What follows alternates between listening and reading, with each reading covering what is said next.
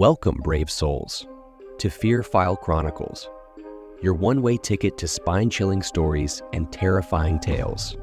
Tonight, we'll be diving into the darkest corners of the human mind with a story, The Lonely Stars, penned by the twisted mind of Shadow Swimmer 77. Together, we'll explore the unexplained and face our deepest fears. But before we begin, if you enjoy trembling and terror, be sure to hit that like button, share this video with your fellow fear fanatics, and subscribe to our channel. Don't forget to click the bell notification so you never miss an eerie episode. Your support truly means the world to us, so feel free to leave a comment below to join the Fear File Chronicles community. Now, without further ado, let's unravel the mysteries of the unknown together as we delve into tonight's fear-inducing story, The Lonely Stars. Dim the lights and prepare yourself for a chilling journey into the Fear File Chronicles. Houston, come in. This is UN Space Station Libra. Come in, Houston. No reply, just like every other time. I throw the receiver in disgust, the weightless environment causing it to float mockingly in front of my face at the end of its retention strap. I'm bathed in the soft red glow of emergency lights that serve to illuminate every inch of my tiny cell. I take a deep breath to calm my nerves before returning to fiddle at the maintenance panel. I've been in here for 2 weeks now. Libra was designed as the successor to the International Space Station. Typically, there is a minimum 2 crew on board at any one time. I was supposed to be out of here 3 weeks ago with the British and Chinese astronauts who came up with me. But unfortunately, the replacements had some mechanical complications, and then nasty weather delayed the Moscow launch another week. Even so, they should have been here days ago. You sure you'll be all right up here by yourself, mate? Sure. Somebody's got to keep the lights on. Besides, the Ruskies will be here soon. Just have a drink for me when you get landside, yeah? I expect I'll have 2. Godspeed. I was ready to spend 7 to 10 days by myself on the station, waiting for the Russians to get their act together and get me my ride home. I'd done some time in an isolation chamber during my training, so I knew how to handle being stuck in a confined space with myself. The trick is to not listen to the voices. The station itself isn't roomy, but it has 5 different modular compartments, more than enough space for one person to not feel enclosed. Even better, every module except for the emergency cell has specially reinforced portholes giving magnificent views of the Earth far below. It was photos of this breathtaking panorama that had first driven me into the NASA program almost 20 years ago. So what better way to spend a week than by gazing at the world in all its glory? Since our planned experiments were complete, other than basic maintenance, that's exactly what I spent the first several days doing. I could lose myself for hours, watching the whirling blues and browns fly by underneath, the sun rising and setting every time I completed an orbit. Then came the event. 5 days into my lonely vigil, I've been roughly woken by a blaring alarm. Houston was trying to reach me, and they needed me right now. What's going on, Houston?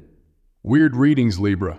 Satellites register some sort of anomaly we're just now picking up.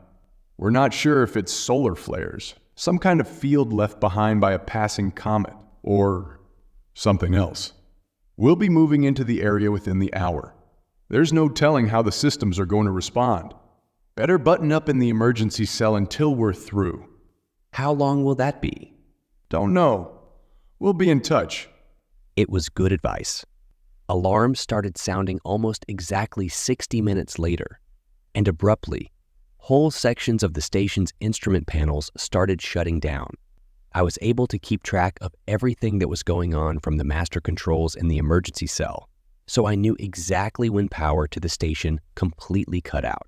There was a tense 5 to 10 seconds before the emergency batteries kicked in. Then, with a soft whine, they powered up the red lights I've been basking in ever since. I paused my work at the maintenance panel. For the 1,000th time, I take out the photo of my wife and daughter. They're both smiling, holding each other close. Are you going to space again, Daddy? Yes, honey. But not for too long this time. I don't want you to go. Don't worry, I'll be back before you know it. The emergency batteries are designed to provide minimum function, pretty much just life support and basic communications.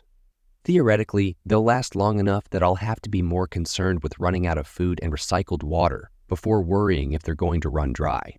But I'm blind and deaf in here.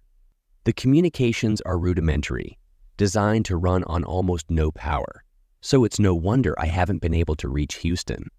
I have to do something. I can't even see outside since the emergency cell was designed specifically without any kind of viewport. The walls are starting to close in, and in a cell this small, there's not much room to shrink. At least the voices haven't started yet. Like I said, the trick is to avoid them, but in here, there's nowhere to run, nothing to distract my mind. The main system is powered by exterior solar panels. The system had been tested and retested to automatically restart in the event of a catastrophic failure. But when it actually counted, something stopped the reset. After a day or two, I decided to take matters into my own hands and pop the cover of the maintenance panel. After 2 weeks, I've gotten exactly 0 response for my efforts. As I put the photo of my family back in my pocket, the fear and unfairness of it all momentarily get the better of me. Damn it, I was supposed to be home weeks ago. In frustration, I hit the panel as hard as I can with my open hand. Amazingly, that does the trick. With a click and a whir, the red lights shift to white, and the instrument panels begin powering up to their fully operational state. Ecstatic, I throw myself across the cell to the communication array. Houston, Houston, come in. This is Space Station Libra. I try the line for 20 minutes. Still no response. What the hell is going on? A gnawing pit is growing in the base of my stomach. While the system was down, I could make excuses for the radio silence, use them to keep the panicky feeling to a dull roar. But now, I have to get out of the stupid cell. I may not be able to talk to the people down there, but at least I can watch them. If I imagine hard enough, maybe I'll see my little girl looking to the sky to see if she can spy the station as it passes overhead. I unseal the airlock and move to the next module. I chuckle to myself. Maybe I'll be able to see my replacement shuttle. I peer through the viewport. Then, frantically, I move from module to module, looking through each porthole in turn, the pit growing deeper with each passing moment. She doesn't want you to go. She's a kid. Of course she doesn't want me to go. I don't want you to go either. I know, but I know you will anyway, and I won't stop you. I love you, babe. I love you too, always. It takes the station's computer 2 hours to identify our position. Finally, it finds enough known stars to triangulate where we are, exactly where we should be, 2 weeks after the last measurements were taken. The rest of the universe, though, is a little off, ahead of itself by about 1,500 years. In my gut, I'd already known that, though. I'd known when I looked through the viewport and didn't see the big, beautiful Earth shining below me. Just the dark, empty blackness of space filled by only a few lonely stars. Well, my friends, we've reached the end of tonight's chilling tale, The Lonely Stars, by the talented shadow swimmer 77. I hope you've enjoyed our descent into darkness and that you'll carry a piece of the Fearfile Chronicles with you as you drift into uneasy dreams. If our story left you shivering and shaking, don't forget to like this video, share it with others who crave a good scare, and subscribe to the Fearfile Chronicles for more haunting horrors. Remember to hit the bell notification so you're always among the first to know when a new nightmare awaits. As always, we appreciate your support and would love to hear your thoughts in the comments below. Sharing your fears and frights with us truly means a lot, so don't be shy to engage with our sinister community. Until next time, remember to embrace the darkness, for it is within the shadows that our most terrifying stories are born. Good night, and stay scared.